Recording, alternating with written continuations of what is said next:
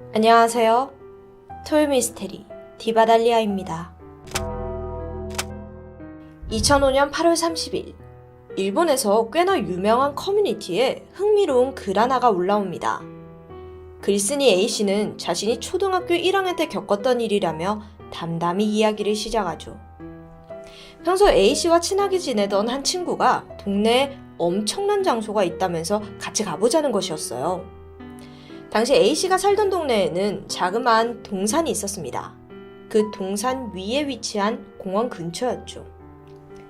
공원 입구 반대편에는 비탈길이 나 있었는데 그곳에는 유독 잔디가 좀 시들어져 있는 부분이 있었습니다. 거기가 바로 엄청난 장소라는 거죠. 아니, 거기 뭐가 그렇게 대단한 게 있다는 건지 A씨는 못 이기는 척 친구를 따라 그 장소를 향하게 됩니다.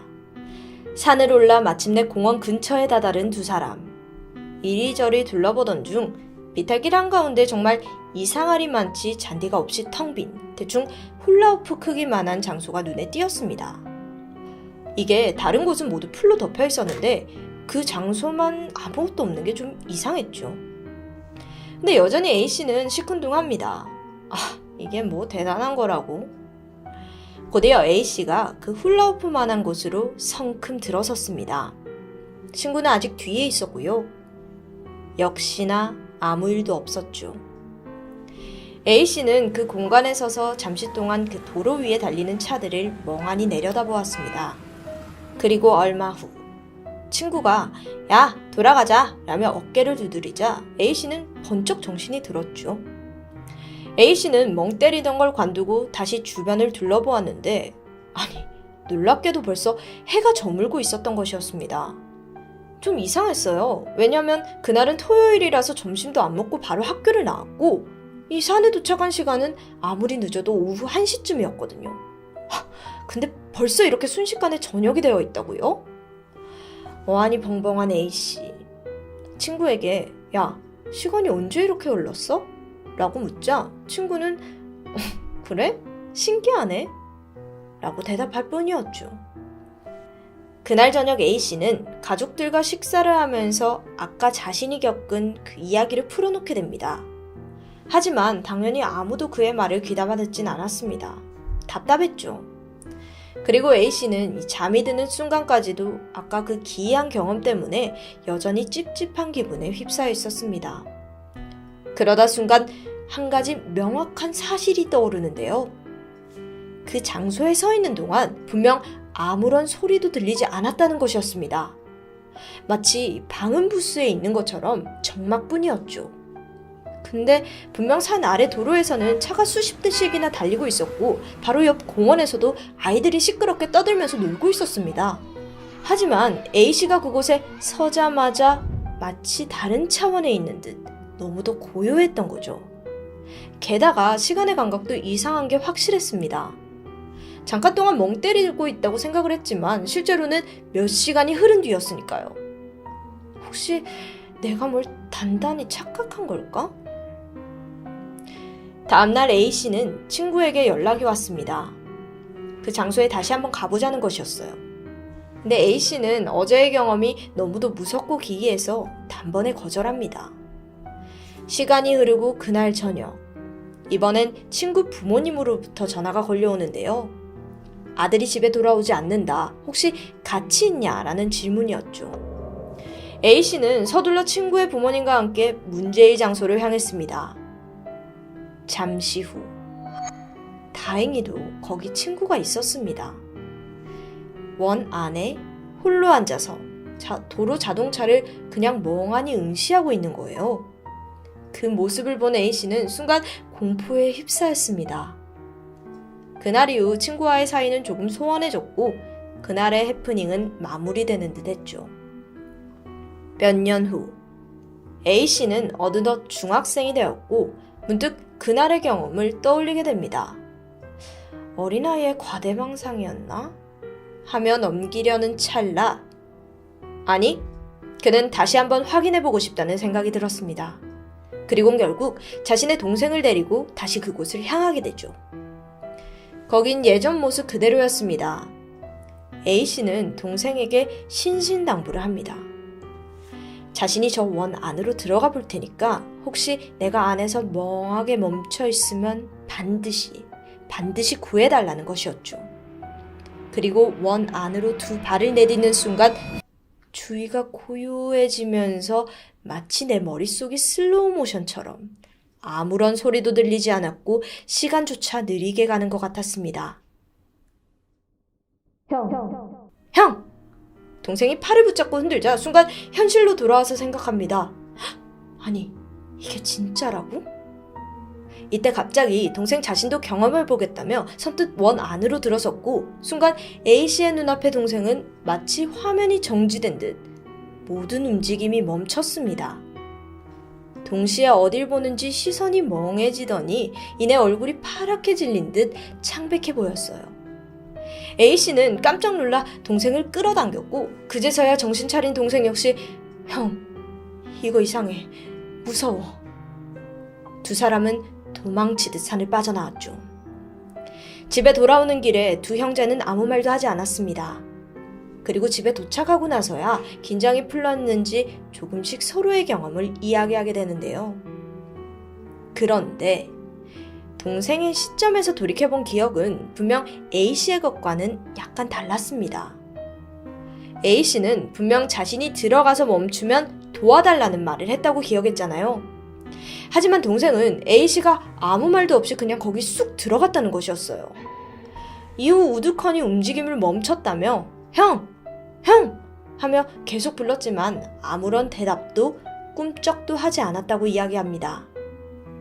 그래서 다급한 마음에 형을 그대로 두고 산을 내려가려고도 했다는데요. 왜냐면 어른의 도움이 필요하다고 생각했으니까요. 근데 내려가다 보니까 형을 혼자 두는 건 아니다 싶어서 다시 올라갔고 여전히 원 안에서 멍하니 있던 형을 세차게 깨워 원 밖으로 끌어냈다는 것이었습니다. 그리고 나서야 A씨가 정신을 차렸다는 거죠. 그 이후부터는 글쓴이의 기억과 일치했습니다. 그러니까 동생이 즉각 자신을 빼낸 게 아니라 꽤 시간이 조금 흘렀다는 거죠. 그렇게 따져보니 A씨는 무려 30분이나 넘게 그곳에 있었습니다. 하지만 당사자는 그 30분의 기억이 흔적도 없이 사라져 있었고요. 이 모든 퍼즐이 맞추어지자마자 A씨에게는 엄청난 공포감이 밀려왔습니다. 그리고 동생에게 절대로 그 공원은 얼씬도 하지 말자고 서로 약속을 하게 돼요. 그렇게 해괴한 경험을 잊고 살아가다가 성인이 된 지금에서야 문득 털어놓게 되었다는 A씨. 그는 거듭 자신이 지금 소설을 쓰는 게 절대 아니라고 강조했습니다. 이 글은 당시 엄청난 많은 관심을 받았는데요. 무엇보다도 사람들은 거기가 도대체 어딘지 그 장소를 추측하기 시작했죠. 그리고 A씨가 살았던 지역에서 힌트를 얻을 수 있었습니다. 그곳은 바로 요코하마 아사히구 시라네 지방. 그곳에 위치한 카즈쿠보 공원이었습니다. 이곳은 다른 말로 아타고 공원이라고도 불리죠. 실제 지도 사진을 보면 A씨의 묘사와 상당 부분이 일치하는데요. 근데 거기서 또 네티즌 중 같은 지역 출신이라는 사람이 등장하면서 흥미로운 이야기를 풀기 시작합니다. A씨가 말한 장소는 원래 공원 대신 쓰레기 소각장이었다고 해요. 근데 이 소각장이 운영되고 얼마 지나지 않아서 주민들의 항의가 빗발쳤는데 정확한 원인은 알 수 없지만 소각장이 생긴 이후 평소 같지 않은 불쾌감과 피로감이 든다는 항의들이었죠. 그래서 조사를 해보니까 소각장 보일러에서 초저주파가 나오고 있다는 게 확인됩니다. 여기서 초저주파란 인간이 들을 수 있는 것보다 낮은 주파수를 가지는 소리 혹은 타동을 의미하는데요. 대표적으로 동물의 울음소리 중 호랑이가 초저주파를 내는 것으로 알려져 있고 뿐만 아니라 기린, 코끼리도 초저주파를 이용해 소통을 합니다. 물론 이게 인간의 귀에는 들리진 않지만 만약 장시간 노출되었을 경우에는 스트레스 호르몬이 증가하면서 극심한 피로감과 공포감 그리고 우울감까지 쉽게 느끼게 되죠. 실제로 지난 2003년 미국에는 이 논리를 이용한 일명 음향대포를 제작해 화제가 된 적이 있습니다. 초저주파에 인간이 계속 노출되면 메스꺼움, 구토, 두통을 느끼고 심지어는 공황 증세까지 일으킨다고 해요. 그걸 이용해 전쟁 무기로 활용했다는 것이었습니다. 또 지난 2019년에는 중국이 진압용 음파총을 개발했다고 알렸는데 이것 역시 초저주파의 파동을 이용한 것이었습니다. 실제로 전 세계에선 초저주파가 인간에게 미치는 영향에 대한 연구가 활발하게 진행 중이죠. 다시 사건으로 돌아와서 결국 쓰레기 소각장은 폐쇄되었고 그곳에는 공원이 조성되어진 겁니다. 그렇다면 혹시 A씨가 경험한 그 장소가 초저주파를 내뿜는 핵심 위치가 아니었을까요? 그렇다면 확인해 봐야겠죠? 실제로 호기심을 참지 못한 몇몇 사람들이 직접 문제의 장소로 추측되는 공원을 찾아 그곳을 방문하기도 했습니다. 그리고 거기 서 있는 동안 원인 모를 불쾌감을 느꼈다는 후기가 계속해서 올라왔고 심지어 근처에만 가면 마치 모기 소리처럼 삐 하는 이명이 들린다고도 해요. 여기에 더해 심지어 아이들이라면 초저주파의 영향을 더 강하게 받지 않았겠느냐 하는 이론이 등장하기도 합니다. 그래서 A씨와 동생이 불쾌감을 넘어 마치 시간이 멈추는 듯 멍해지는 경험을 했다는 설명이었죠. 앞뒤가 들어맞는 듯 하죠. 물론 이것이 과학적으로 정확히 설명할 수 있는 부분은 아닙니다. 어린아이 특유의 과장된 기억이 현실과 공상을 혼동하는 것일 수도 있을 테니까요. 이 이야기는 단순히 미스테리로만 끝나지 않았습니다. 이 글이 소셜미디어를 타고 퍼져나가기 시작하더니 결국 나중에는 일본에서 마치 챌린지처럼 유행이 되어버린 거예요. 사람들이 하나둘 소문의 장소를 방문해서 인증샷과 또 영상까지 남겨서 틱톡과 유튜브에 업로드하기 시작했습니다. 이렇게 열풍이다 보니 지난 2022년 5월 4일 이 괴담은 일본 내 공중파 채널에서도 다뤄지게 되죠. 일본 후지TV의 세계 미스테리라는 프로그램을 아시나요? 이 방송에는 이 이야기를 심도 있게 다루었습니다.